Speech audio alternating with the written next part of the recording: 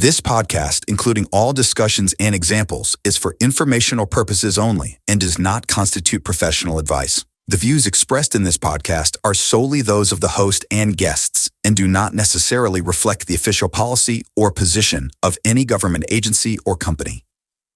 Today, we dive in with Dave Bellis, ADS's Corporate Strategy and Development Manager, as he discusses his time as a Top Gun pilot, as well as how the Warrior Ventures program helps define and cultivate today's top talent and technologies to help warfighters across the globe. Hi, welcome to From the Dive Shop. I'm Hillary Stallings-Warren. And I'm Jen Weir-Edwards. And today we are joined by Dave Bellis. Dave is our Corporate Strategy and Development Manager. He's a former naval officer and F-18 pilot, and he is the current lead of our Warrior Ventures program at ADS. Welcome, Dave. Good morning, everybody. Hi, Dave. Hi.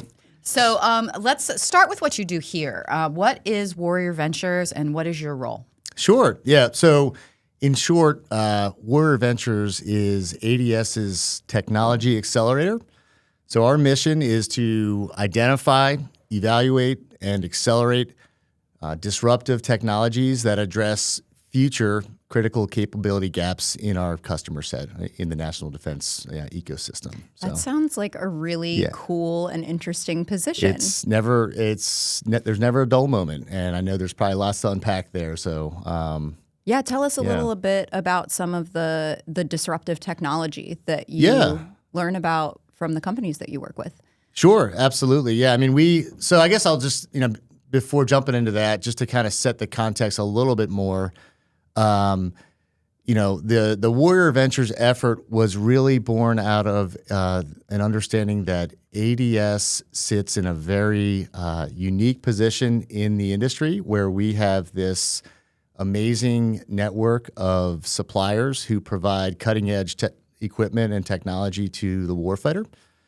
And then we also have an amazing team of account representatives that call on virtually every sort of operational unit in the military. So you put that together, and it's a pretty unique combination of sort of secret sauce at ADS. And so we wanted to make sure that not only was ADS seen as a place, a sort of a one-stop shop to get access to what's out there now, but that we also were doing the best we could to help drive new innovation forward. Create new solutions for problems that maybe are 3 to 5 years down the road, not current requirements that our customers are looking to fulfill. So that was kind of the thrust behind it, and then you kind of jump into the how do you do it, and that that's where it's a longer conversation. But we try to break it down into really a 3-step type of process. So the first is curating the problem. Right, figuring out what problems are worth solving. That's actually the hardest part. In the Navy, we used to say, you can't boil the ocean, right? So while we want to think big, and we do, we have to also be focused on what can we tackle. You can't boil the ocean. Yeah. I've never heard that before. Where does that come from? I don't know. It's like that you can't. I think my mom always used to say, "How do you eat the elephant one bite at a time?" So it's like you can't eat the elephant all at once. You can't boil the ocean. Same idea. I bet somebody can. Just saying. Yeah. By the way, speaking of boiling, this coffee is molten hot. I can't even hold it in my hand. Here, try this. Let me have a sip of that. It's ridiculous. These ADS cups are faulty, and I need someone to do something about it. That's good stuff. It's really good, but it's boiling hot. Yeah. Speaking of boiling, total aside, has nothing to do with this. Yeah. And by the way, if anybody has technology that can boil the ocean, let me know. And that could be or keep my coffee hot without burning my fingers. There you go. So I definitely want to talk a little bit about the how, because a lot of the folks that listen to our podcast are our vendors. But first, I would love to hear a little bit more about how you got here, because we know that you're a pilot and a former Navy officer, but I'd love to hear a little bit more about what you did in the Navy also, and then it's kind of what brought you into this job. Yeah, I'd love to. I guess going back, so I'm now finishing my 20th year in the Navy. I'm in the reserves now still, but I did about 13 years active duty. So went to regular college, didn't go to the Naval Academy, so I had a fun time in college, did all that stuff, and then after college. Now, did you do ROTC? No, I did officer candidate school. Okay, I always wonder when I hear people that went through the entire college experience and paid for it, and then were like, "Ooh, now I'll join the military." Yeah. So I missed out on the ROTC, the scholar, all of that stuff. I paid for college, but I also got to have a normal college, not normal, but you know what I mean. Had a fun time in college, and for me, 9/11 occurred while I was in college, so that was like like many of us, a formative event that shaped my path. And when I graduated, I thought I need to do something that's gonna make a difference, that's gonna contribute to our response to 9/11. So that's what drew me to the military, and the timing it all kind of happened was after college. So I went to officer candidate school, which is like a 13-week program where you go in clueless. They shave your head the first day, and then you pop out, an ensign in the Navy. Still pretty clueless, but you know how to put a uniform on. I was just visualing that. You shaved my head, and I popped out an ensign in the Navy. Here I am. Did you know you wanted to be a pilot all along? Yes. Yeah, I went in, and that's the good thing about officer candidate school. You go in knowing what job you're going to at least compete for. It doesn't mean you're going to successfully be a pilot, but at least you're on track when you get in. Versus ROTC in the Naval Academy, you kind of have to take the plunge before even getting to that point. And had you flown at all as a civilian? No. Other than like one flight in a Cessna, maybe. But no, I went in. I was like many people in our generation. Saw Top Gun as a 6-year-old or 8-year-old, however old I was. There whatever. It is. I was a little bit older than that. Yeah, whatever. I don't know. I might be making that up too, age-wise. But I do vividly remember watching it on my living room floor with my parents, and then that sort of just imprints in your brain. And then I, just kind of always thought aviation was cool. So for me, it was, okay, I want to serve my country, and then if I'm going to do that, why don't we try to do the job that I think is, to me, the most compelling and exciting? So that's what I went after. Unfortunately, it was, selected to be in the aviation program. So you go through officer candidate school, and then you start flight school, and then there's a whole training pipeline where you get parsed out into what sort of aircraft you're going to fly, whether it's helicopters or big wing or jets. So you went to Top Gun school? Yeah. Is that the right verbiage? It is. Yes. People sometimes don't like Top Gun. Shocking lack of a Top Gun mustache. I'm a little disappointed. Sorry. I know. I told people I was joking. Like it usually takes me about 12 to 18 hours to grow a mustache. So like a nice thick one. And I didn't think about it last night, so I shaved it. But next time I'll bring the mustache. And all right, side story about that. On a deployment about 10 years ago, we had a mustache competition. And so it's military people grow mustaches for fun because sometimes you're out there, you're kind of bored and you want to pass the time. Like, all right, well, let's see how big the mustache can get. Passing and that the helps, time watching right? hair Growing grow. mustaches. That's what we do. Is that's the only facial hair you're allowed to have too, right? Yeah, with some exceptions, but so that's probably why it's so exciting because you can hey, I can grow a mustache and be legal. Now, you're supposed to keep it like within the confines of your lips, but especially aviators are kind of notorious for just letting that go and seeing how far they can push it before somebody. Did you win? Yeah. So long story short, I won the competition. We were on deployment. We all grow our mustaches. So 20 pilots in my squadron growing mustaches, and then we took pictures just of the stash so that you wouldn't know who the person was, and then we sent those, emailed them home to all the spouses at home, and they all voted. So not knowing, it was a blind vote, so they don't know who they're voting for, and I won the mustache competition. Congratulations. Thank you. Biggest accomplishment in the Navy. Yeah. Absolutely. Yeah. Do you have photos? I do, yeah. So when we post these, we always post some sort of photos with them. We're That's posting. definitely check the going show on notes, the teaser photos, for sure. Burt Reynolds, Tom Selleck. Love it. Okay, so tell us a little bit about Top Gun School, though. Yeah. Is it like the movie? It is and it isn't. So first of all, how's your volleyball game? It's quite strong, especially when you roll up your jeans, put your dog tags on. Absolutely, yeah. No, there are a lot of similarities. I mean, first of all, Top Gun, the real Top Gun came before the movie, so a lot of people think it's the other way around. But there was a Top Gun school created after the Vietnam War because we took a lot of losses in air-to-air combat. So the Navy decided it needed to get better at the tactics development and instruction. So it's a real school. You don't go to it off the bat. You have to get through kind of your junior officer tour. You go on a few deployments. You kind of cut your teeth as an F-18 pilot. And from there, you have to apply and be selected to Top Gun, which is kind of, the equivalent of graduate level training for being a fighter pilot. So you go to this pretty intense school. It's out in Fallon, Nevada. So the movie shows, depicts it in San Diego, which it used to be decades ago, but it's in the desert of Nevada. And you go there for about 12 weeks.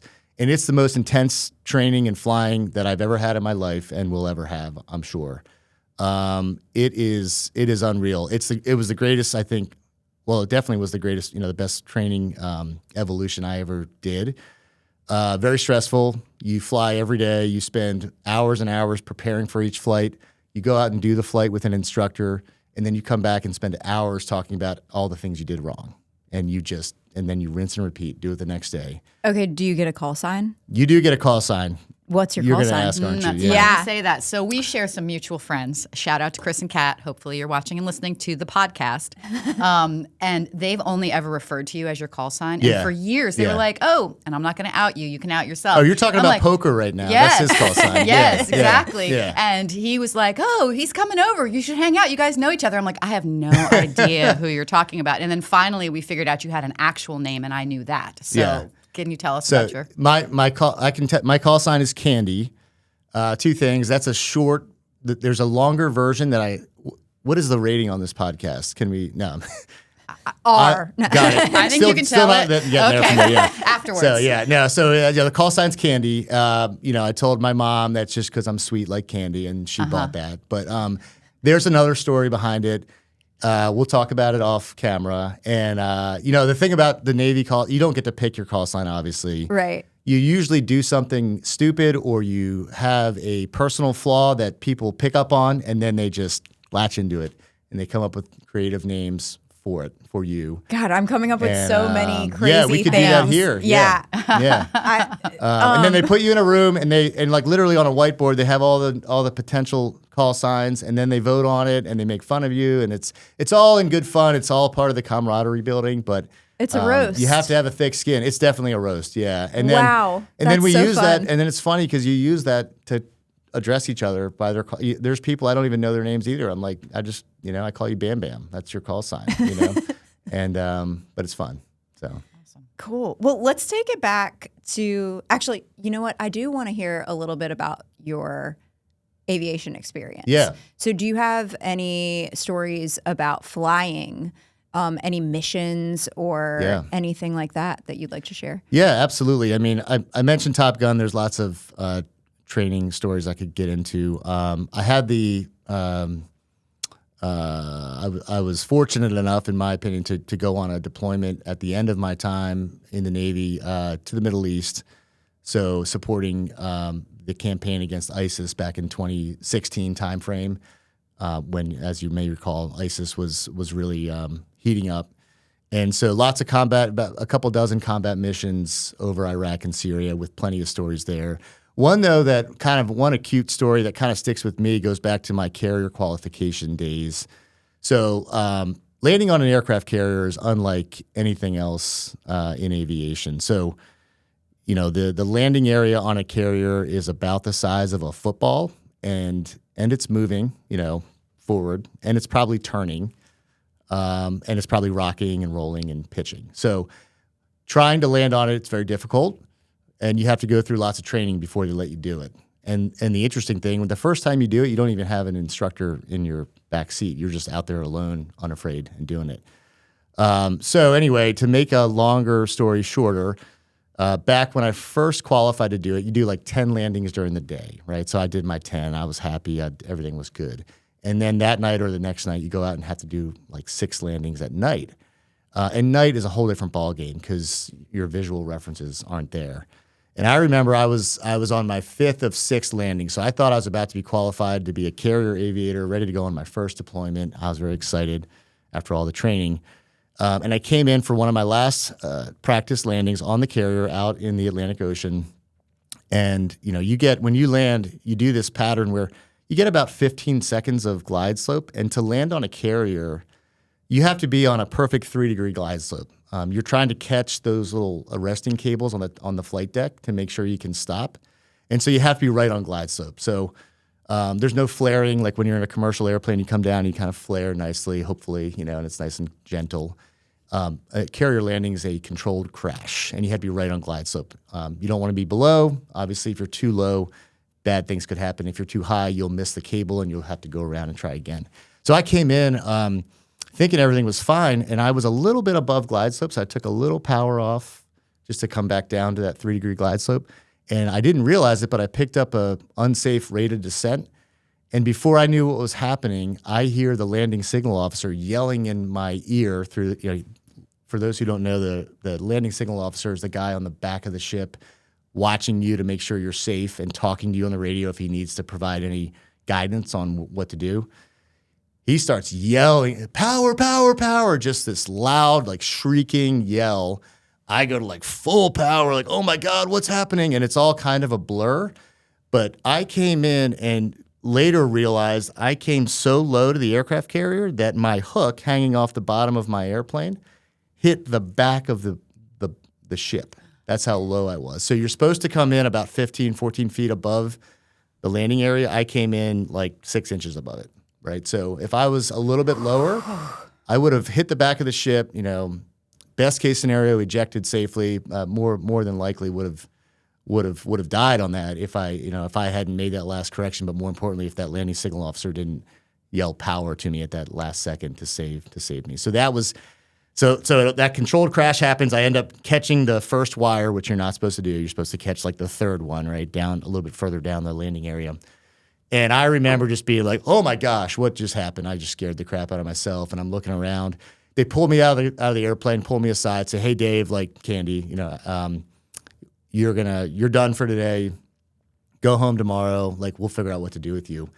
Thankfully, they gave me a second chance. So I went out a month later after doing some practice landings and had a chance to go kind of requalify, and came back and did 6 night landings just fine. The first one I tried to do, I came in super high. I didn't barely even touch the boat. I was so scared because I was like, don't want to do that again, Yeah. But then I sort of settled down, came back and did my successful landings, became a carrier qualified aviator. So I tell that story because I still think about it like it. I have chills. Yeah, and it stuck with me, right? It's one of those situations that, when I look back, that experience did a lot more good for me than bad. Like it taught me so many things. I think I got complacent for a couple seconds as I was landing, and that's all it took for me to like go from being high to being low. So there's that lesson. The idea of failing but then overcoming adversity, that stuck with me throughout my career because that was not the first or last time I made a mistake in the cockpit.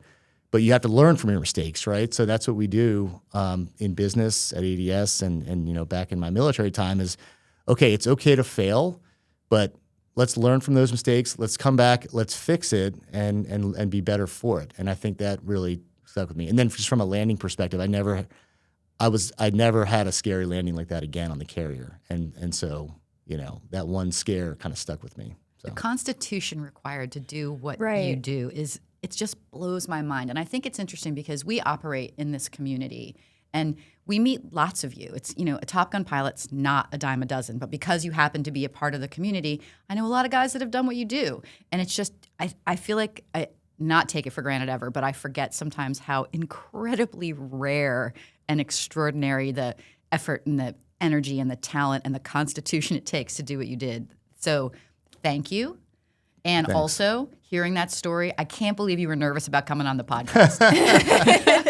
This is way more stressful. You landed a plane on a boat in the dark. Multiple times. Multiple times. After almost dying. I'd have been like, thanks, guys. I'll take a desk job. That's cool. It didn't help my hairline. I'll tell you that much. Being a naval aviator, but it was an honor of a lifetime. And and thank you for everything you said, Jen. There, we're up there flying around supporting the troops on the ground. Lots of times, especially out in the Middle East, like we typically had air superiority, so we're not really in harm's way, but the guys on the ground were and are. So I always try to remember, like, we're up there supporting them. Now, that may not always be the case as we, as the I think global state of affairs shifts towards a more sort of near-peer threat where we do have air-to-air threats all the time now. But at the time, I'm up there. Your biggest worry is like, is there going to be a mechanical failure that's going to cause me to have to do a emergency landing in Baghdad? I don't want to do that. But there's guys down there that are risking, truly risking their lives day in and day out. And so it's an honor to be able to support them from the air. But well, truly, thank you for your service. Thank you. Thank you. Yeah. So fast forward us. Obviously you retired. What made you retire? What was that transition like? And then can you take us through how you ended up here? Yeah, absolutely. The decision to retire was mostly a desire to kind of shift focus towards a more sort of stable home life, raise a family, raise kids, and focus on my family. Everybody knows the military life can be tough. You're not only deploying, but prior to deployments, you're doing all these workups where you're leaving for 2-3 weeks at a time, coming back. So my decision, like many, was, okay, that was a great experience. I'm proud of it. I'd like to now shift to the next chapter in my life where I can be there for my kids, be there for my wife, and have kind of more stability there. So that was the tough decision, but I think the right decision for me and my family at the time. When I got out, I decided I still wanted to be connected to the mission. Like most transitioning veterans, you find a void when you leave the military because, you have that sense of purpose and camaraderie in the military that's hard to replicate anywhere. I think that's what led me to ADS, though. The mission here is the same, is supporting our warfighters. The camaraderie is very similar. So we talk, being in a fighter squadron, there's nothing like it. You build a very tight bond with your coworkers, the other pilots. You sit around the ready room, put your feet up on the table. We call it cowboy time in the Navy. So you put your feet up on the table, drink your coffee, twiddle your mustache, and just tell stories, make fun of each other, and solve the world's problems. And that sort of camaraderie is something you miss when you get out. So coming to ADS. Make a note. We're going to start cowboy time. Cowboy time, We're starting like cowboy that. time. Yep. I love it. We need to do, and I feel like, the thing I noticed coming Can to we ADS. chew on a piece of hay? Exactly. That's what I would like to do. I'm getting a horse. We work hard and we play hard here. We have fun and great people in this organization, and our mission aligns with the military, obviously. So that's what drew me to ADS. I did the same sort of process of like figuring out what I want to be when I grow up. After I got out of the Navy, I went off to grad school, and that helped me gain exposure to what else is out there, what the business world is like. Met a lot of great people, and one of the people I met was Ryan Angold through my time just sort of networking in business school. He introduced me to ADS, and that relationship eventually led me here in this role. Awesome. Cool. So Yeah. Warrior Ventures, that's your mission now for ADS. You kind of talked about it as I don't know what the word was you used. I keep thinking of it. I was going to say incubator is the word that I was using. Yeah, it's kind of both. So again, talk a little bit about how this came about. I know you spoke to it briefly at the beginning, and what are some of the cool things that you've seen working on this? Yeah. So how it came about, I think, I kind of covered it. The other way I'll sort of define it, most people think of ADS as a one-stop shop for industry-leading equipment, which is true and awesome, and I think we're the best in the business at it. What people don't often think about is before that equipment became industry-leading, it had to go through a years-long or maybe even decades-long sort of innovation cycle to go from good idea to scalable, cost-effective solution that the warfighter can use in a military context. That whole iteration and innovation loop is messy and difficult and challenging for companies to figure out what do I need to make, what does it need to do, how much can it cost, what are the regulations it needs to abide, all that stuff. So that is the world that I live in with Warrior Ventures, that sort of like prototype to production gap. I'm trying to help companies get there, and we know that at ADS we bring a lot to the table to help them do that. So we, at times we will actually provide capital support to these companies to help give them more resources to get across the finish line. We will try our best to generate user feedback from our customer base to help guide their development. We'll give them opportunities to demonstrate their new developmental technologies, both internally to ADS and also to our customers. We'll provide mentorship and guidance to these companies who are looking at the military saying, wow, I know I have something that they need, but I don't know where to start. I don't know what the right use case is for this technology. So that's where Warrior Ventures comes in to try to guide it. So, one example. Yeah, tell us some of the coolest and weirdest technologies you've seen. So one that I'm really passionate about, I wouldn't call it weird, I'd call it cool, is a company called Solar Core that that is in sort of our accelerator program now. They went out years ago, so they identified this insulation material that NASA developed a few decades ago to insulate spacecraft in negative 400 degree Fahrenheit of space.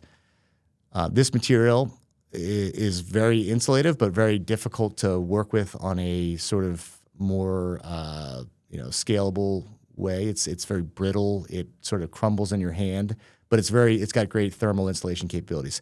So Solar Core developed a way to take the good parts of that insulation and then infuse it into materials that can be used to insulate footwear and apparel and shelters and batteries, all kinds of different things that have obvious application on the battlefield. So this company figured out a way to work with that, to do it in a scalable way, and they developed this insulation. And we knew that at ADS, hey, that's going to be game changing, especially considering we are pivoting away from the Middle East sort of conflicts into to now colder climates. Right. So just trying to help our fighting force be prepared for cold weather combat operations. This insulation is very, very thin. It's very lightweight, and it's like orders of magnitude warmer than anything else that's out there. So we had them at our last show. They have a jacket with the Solar Core insulation in it. I had a guy that works for me, Matt, put the jacket on, and then they sprayed him with liquid nitrogen. It's like negative 300 degrees. I've seen this. It was it's so cool. Spray him with liquid nitrogen, and he's sitting there like, yep, nope, I don't feel anything. I'm not cold at all, and it's unbelievable. And you're like, that's wow. like the ultimate intern thing, right? Yeah. Hey, as an intern, I'm not you're going to get it. coffee, Right. make copies, and we're going to spray you with liquid nitrogen. Right. And Matt's not an intern, but still. Absolutely, yeah. So, that sort of thing really can make an impact on the battlefield. This company, they're out there. There's a lot of commercial application for what they're doing, right? So they're not just working in somebody's garage. We put a lot of effort into validating the tech, making sure it's real, it works, it's still on par from a cost point of view. So all those sorts of things, because we know this isn't about just latching on to science projects that are neat. It's like, let's make sure that we find technology that can make a difference and also is scalable and fits those manufacturing processes. So in the process of getting to the things that are truly viable and really have a market available for them, what are some of the kooky things you've seen along the way? Oh man, yeah, some kooky stuff. There's one company, they have this little contraption where you just pour wastewater into it and they can turn it into jet fuel. And I've seen it with I'm not kidding. So it's like literally it's like Back to the Future 2 stuff. It's like Back to the flux Future. capacitor, yeah. and this the founder, she's brilliant. It's like an MIT spinoff, I think. So I'll say, it isn't scalable yet. It is more of a science project type thing, but it's real and it works at a small scale. And I was like, wow, that's kooky. That's wow. wild. That doesn't even make sense to me. That's kind of like how they turn vegetable oil into diesel fuel. Yeah, I've seen that. Right, yeah. so this is just wastewater. It's crazy. Wow. There's a company, those little one wheels you see kids riding around on, or it's like a wheel, you just sort of stand on it and you can go. Yeah. Mm-hmm. So there's a company that has a similar type technology, but they've used it for in more sort of military applications where the wheel itself is the motor. So you can just sort of snap it onto different things, like for medevac, to send a little a little cart into a combat area and pick up somebody who's injured, and it's all just sort of modular, and it's really, really cool stuff. And there's different and right now the medevac use case is what they're latching onto, but very interesting stuff. We are focusing a lot on GPS denied navigation. So again, at the beginning, I talked about, trying to figure out what problems we want to solve and then looking for not only what's available now, but sort of what the art of the possible is, like what's coming, what are companies working on. So we do a lot of work with the startup world because that's where, lots of newer ideas may come from. So the GPS denied navigation is a big problem where we know that if there is a conflict with one of the major threats out there, GPS is probably the first thing that's going to be either jammed or dislodged or taken down. So you need to be able to navigate your aircraft, your unmanned systems, your ground vehicles. You need to be able to figure out where you're going and where you are without relying on GPS. So we spent a lot of time looking at cool technologies. We had one company that uses a magnetic field to do that. So they sort of generate this magnetic field. This is more for sort of close quarters, like smaller distances. But then they can detect disturbances in that field to figure out where you are, where the asset is. So picture like a burning building, your firefighter running into a burning building. You want to know where he is. It can do that without relying on GPS, which probably isn't going to be available inside a building, for example. Cool. There's another company that uses computer vision that we work with. So they basically map out, you basically put a camera on like a drone would be the use case, and it compares what the camera sees on the ground with what a preloaded map terrain features look like. And it sort of correlates that and figures out very precisely where that drone is. And you don't need any GPS. There's no signal there. You can't be jammed. And that's that company, they're also in our program now. The founder is one of these entrepreneurs that just is relentless. He's brilliant. And he's got the drive that you need to innovate and to be successful. So like when the Russia-Ukraine thing, popped off a few years ago, he picked up and moved to Kyiv. I mean, he just moved there, and he's like, "This is the front lines. They're using drones on the battlefield every day now, and Ukraine is, sort of revolutionizing how drones are used in battle." And he wanted to be there to take his technology to the front lines. And what's the name of that company? Vermeer is the name of that company. Vermeer. Yeah.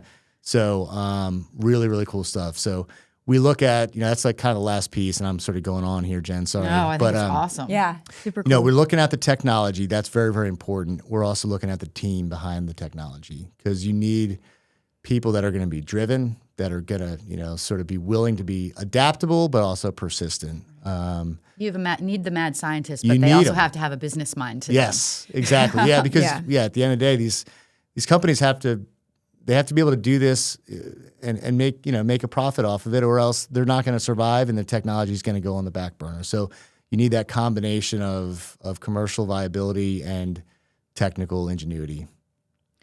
Yeah. So how do you feel like you have translated your time in the military to your time at ADS to helping accelerate these companies? Yeah. No, great question. I would say first and foremost, so I'm not an engineer by background. When it comes to really diving into the technology, I try to focus on the benefit to the warfighter. That part I understand and I can communicate and I can contextualize. The actual technology under the hood, we rely on other experts to help do that. So that is not what I'm bringing to the fight. The part that I do apply is, I think, in the military, especially in naval aviation, we approach things very methodically. When we go on a flight, we brief that flight, and the first thing you talk about is what is our mission objective. It may be to destroy a target, it may be to defend the carrier strike group or maintain air superiority, but we need a mission objective today that we're going to go out and do. And then we need some way that we're going to measure success. How do we know if we've done it? And then further down the line, you need a couple of sort of guardrails from, we call it commander's intent. How much risk should we take? What are some resources we have to do the mission? So you need to flush all that out. And then once you have all that, you need to come up with a plan to do the thing you said you're going to do, and then you need to get your team to do it, right? Like that sort of model, I spent, 13 years doing that day in and day out, and it just sort of gets imprinted on you, and that's how you approach problems. So fast forward to ADS, that's, I think, whether I realize it or not, that's the approach that I take to my job and that I'm looking for in, when we're evaluating entrepreneurs and companies, do they have that mission focus? Do they know what they're trying to accomplish? What are the left and right limits of what we can do? And, and then are they adaptable enough to do it? So those, I'm trying to make an analogy both on how I approach my job and also the lens through which I evaluate new technologies and new entrepreneurs that are out there. I get really excited about the entrepreneurial side of this whole thing. This is the greatest country in the world, and one of the main reasons for that is the ingenuity we have here, the drive to continually innovate. And we want to make sure at ADS and at Warrior Ventures that we are doing everything we can to drive the process forward. So awesome. Dave, it is so great to talk to you. I feel like we could sit here for like another 2 hours and hear more of your stories. I know. Unfortunately, we do have to land the plane. Okay. Nice. I see what you did there. 3-degree glide slip, don't forget. Power. Yeah. Things I never want to hear. Yeah. But thank you so much for your time today. For everyone that's out there, thank you for joining us on From the Dive Shop. Thank you. Thank you. All right.